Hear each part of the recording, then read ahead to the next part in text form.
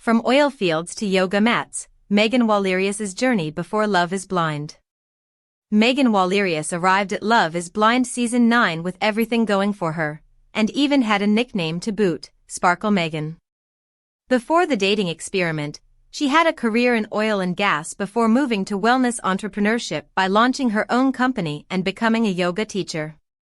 She told them about how the experience of being in politics had impacted her expectations for a partner and readiness to make sacrifices during the series. Fans discovered that Megan was someone who had navigated high-stress situations and boardrooms before embracing holistic health and entrepreneurship. She approached the relationship experiment by looking for someone who shared her beliefs rather than merely her status, which was defined by the difference between the rigorous corporate and mindful movements. She talked candidly in the pods about her past relationships with financially unstable and rich workaholics, and how she now strives for greater balance. Her narrative strikes a chord because it captures a larger cultural moment in which individuals are redefining love and success outside of conventional norms. Megan's story provided a prism on aspiration, change, and the pursuit of genuine connection within the framework of Love is Blind. Love is Blind, Megan Walerius's career shift and why it matters. Megan Walerius's experience on Love is Blind is crucially contextualized by her change from oil and gas executive to wellness entrepreneur. It demonstrates why, at the age of 35, she joined the experiment with great expectations and a distinct vision of her goals. Her upbringing helps viewers understand the attitude that underlies her search for love, not just someone, but someone who shares her beliefs and a mature way of life. Corporate influence and the shift to wellness. Working in the oil and gas sector in her 20s and early 30s, Megan found financial security as well as commercial nous. She said she failed to enjoy the health and happiness which should have been her lot from that work, and so desired to do something else. Thereafter, she transitioned purposefully from corporate life to conscious living by launching VUIDA, a wellness business offering personalized yoga, food, and preventive health experiences. As a certified 200-hour yoga instructor and holistic nutrition consultant, Megan leveraged her experience with the new passion, along with previous business acumen, to build a brand that felt more like her. How her professional past informed her dating approach. Megan's entrepreneurial shift and corporate background informed her approach to the Love is Blind pods. She claimed that her experiences with a wealthy workaholic and a spouse without financial security had influenced her perception of what she truly wants in a companion. Prioritizing someone who shared her evolving values of balance, purpose, and mutual progress was her top priority when she started the experiment. Although her branding and nickname Sparkle Megan convey a glamorous image, below it is a framework based on purpose and clarity, which she brought into her quest for love in the pods. Love is Blind Season 9 finale predictions. What couples will end up getting married? The Love is Blind Season 9 finale will be released on Netflix on Wednesday, October 22nd. The 3 remaining couples will either say I do at the altar or leave the show single. I think it's fair to say this season has been more about drama than love. 3 engaged couples split up before the finale, suggesting that love may actually not be blind. The fights took up most of the screen time, leaving little room for moments of genuine connection. This season may not inspire any love songs, but it wasn't a total bust. There is one couple I feel confident will leave the show as husband and wife. Which couples will end up together in the Love is Blind Season 9 finale? Let's be real, the timeline from first date to marriage on Love is Blind is insane. It's so impractical that it took me years to believe the marriages on the show are legally binding. But surprisingly, the show's success rate isn't bad, especially compared to other reality dating shows. 9 couples that said I do on the show are still married, proving that the social experiment has some merit. In honor of the upcoming Season 9 finale, let's take a look at our final 3 couples and deduce if any of them will bring that number of successful couples up to 10. Edmond Harvey and Kalybriah Haskin.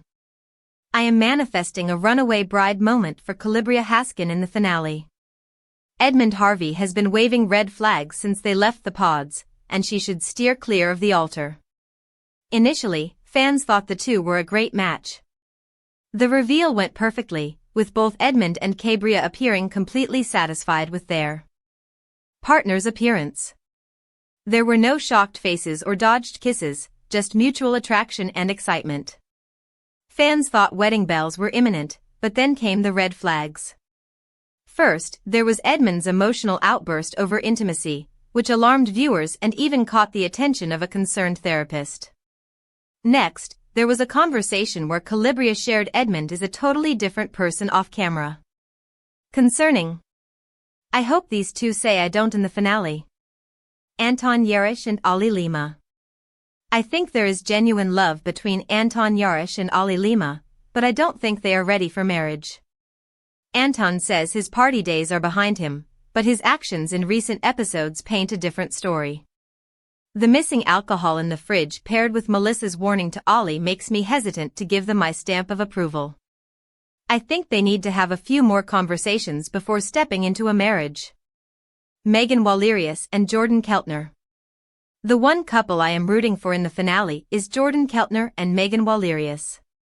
They are both mature and seem ready for a real commitment. If I had to pick one couple in the cast to double date with, it would be them for sure.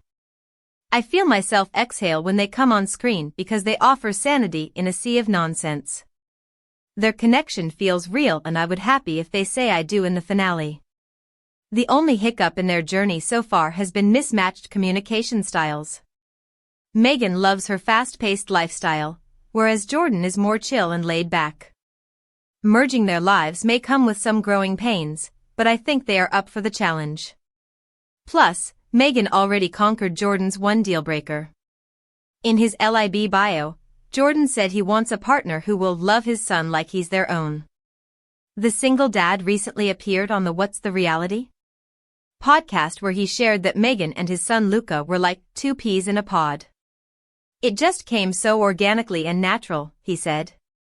They were just two peas in a pod. It was just, like, I'm making the right choice here, and I picked the right person.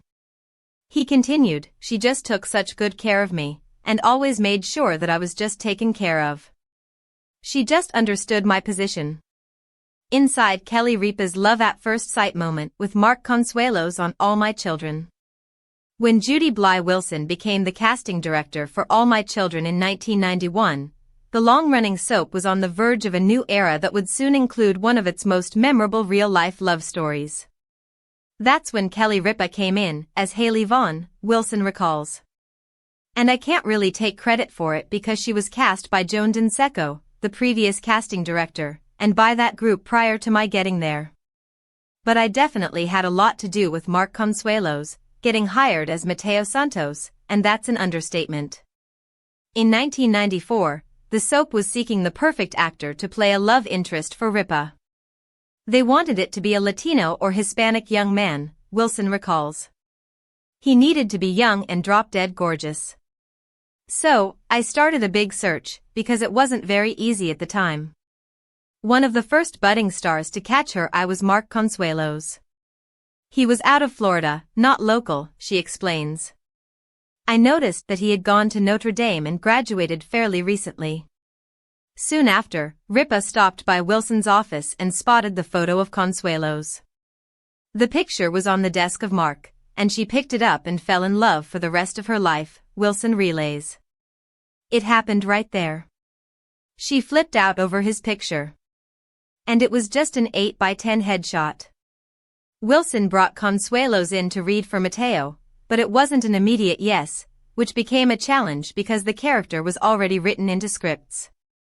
The network wasn't sure, she reveals. They were a little shaky. So, we tested him again with other people, and then it just got to be out of control.